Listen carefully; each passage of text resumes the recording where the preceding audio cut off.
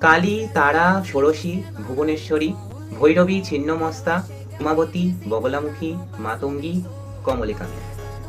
কি 10টা নাম চেনা লাগলো? ঠিকই ধরেছেন, দশ মহাবিদ্যার কথা বলছি। দশ মহাবিদ্যার 10 দেবী। দশ মহাবিদ্যা নিয়ে আমাদের বিভিন্ন পুরাণে বিভিন্ন স্থানে বিভিন্ন কথা চর্চিত। কিন্তু এই দশ মহাবিদ্যার দেবীদের কথা নিয়ে যদি গড়ে ওঠে 10টি আলাদা স্বাদের, 10টি ভিন্ন রকমের গল্প, তাহলে কেমন হয়?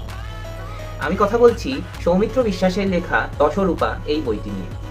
বুকফর্ম পাবলিকেশনস থেকে প্রকাশিত 330 টাকা মুদ্রিত মূল্যের এই বইটিতে রয়েছে দশ মহাবিদ্যা সম্পর্কিত 10টি গল্প। ভুল বললাম, 10টি ভয়ের গল্প। এই 10টির গল্প যথাক্রমে হার, বিকারলক, অবগাহন, হাসি, শুদ্ধচিত্ত, ললিতা, বীররাত্রি, শব্দ, উড়োজাহাজ এবং নাস্তিক। 10টি দেবীকে নিয়ে গড়ে উঠেছে এই 10টি গল্প, যার মধ্যে আমার সবচেয়ে ভালো লেগেছে হার গল্পটি।